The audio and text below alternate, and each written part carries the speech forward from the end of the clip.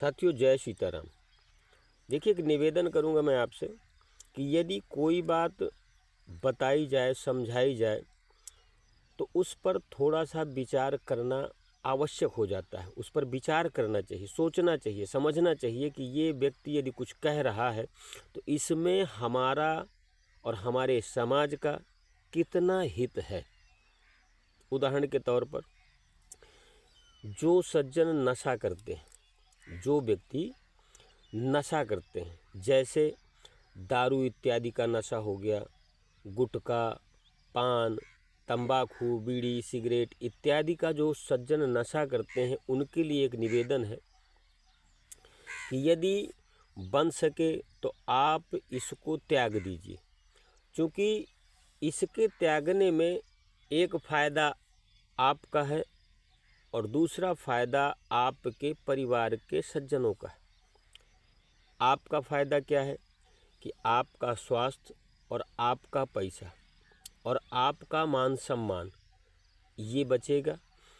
दूसरा, परिवार का जो फ़ायदा है, परिवार के सज्जनों को ये ताने सुनने को नहीं मिलेंगे कि इन्हीं के घर का है फलाने दरूहा या फलाने नशेड़ी। तो देखिए, दो फायदे सामने नज़र आ गए। अब एक मैं आप लोगों के हित की बात बता दूं कि ये जो नशा करते हैं आप, इसमें किसी दूसरे का नुकसान नहीं मान्यवर, नुकसान है तो केवल और केवल आपका। यानी जो व्यक्ति नशा करता है, नुकसान केवल उसी व्यक्ति का है। जैसे आप अपने पैसे की दारू पीते हैं, नशा करते हैं, तो पैसा आपका खराब हो रहा है। आप नशा करते हैं तो स्वास्थ्य आपका खराब हो रहा है। आप नशा करते हैं तो समाज में मान सम्मान आपका ख़त्म हो रहा है। आप नशा करते हैं तो आपके ही परिवार के लोग, सदस्य, आने वाली पीढ़ी आपका ही अपमान करने के लिए बाध्य हो जाएगी। आज नहीं तो कल, कल नहीं तो परसों, लेकिन आपका अपमान उनके द्वारा निश्चित है, हो जाएगा, हो जाएगा, हो जाएगा। तो इस बात को आप स्वीकार करिए। अब देखिए, यदि आप नशा नहीं करते हैं, किसी भी तरह की बुराई नशे से संबंधित यदि आपके अंदर नहीं है, तो फ़ायदे देखिए कितने अच्छे अच्छे हैं। समाज में आपका वर्चस्व रहेगा, मान सम्मान रहेगा। घर परिवार के सज्जन आपकी बातों का कभी भी विरोध नहीं करेंगे, आपकी आज्ञा का सदैव पालन करते रहेंगे। आपका स्वास्थ्य नहीं बिगड़ने पाएगा, आपका स्वास्थ्य सदैव अच्छा रहेगा। और वो जो धन आप नशे में खर्चा करते थे, वही धन आपके पास में सुरक्षित रहेगा। एनी टाइम आप किसी भी कार्य में उस धन को लगा सकते हैं। अब एक उदाहरण और समझाने का प्रयास करूँगा। देखिए, यदि आप प्रतिदिन 100 रुपये का खर्चा करते हैं नशे के लिए, वही 100 रुपये यदि आपका नशा बंद है और 100 रुपया वही आप नशे के हिसाब से मान करके उसको बचत के तौर पर घर पे रखते हैं, तो एक महीने का बंधु लगभग 3000 के आसपास होता है। चूँकि कोई महीने 31 दिन का होता है, कोई 30 दिन का होता है, तो मोटा मोटा यदि जोड़ा जाए तो 3000 रुपया होता है। और वही 3000 यदि हर महीने का इकट्ठा करते हुए तो साल भर का 36,000 रुपया के आसपास निकलेगा। और वही 36,000 रुपया गुरुदेव यदि इकट्ठा हो गया तो किसी न किसी कार्य में आपकी बहुत बढ़िया मदद करेगा।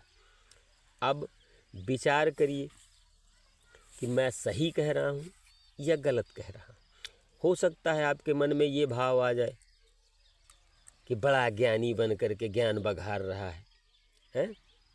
हो तो आता है ना कभी कभी कि लोग अपने ज्ञान के सामने दूसरे की बातों को मिथ्या भाषण मान लेते हैं, अनाप शनाप उसके लिए बोलने लग जाते हैं। लेकिन एक चीज़ बताऊं, कहते हैं ना कि आध जल गगरी छलकत जाए।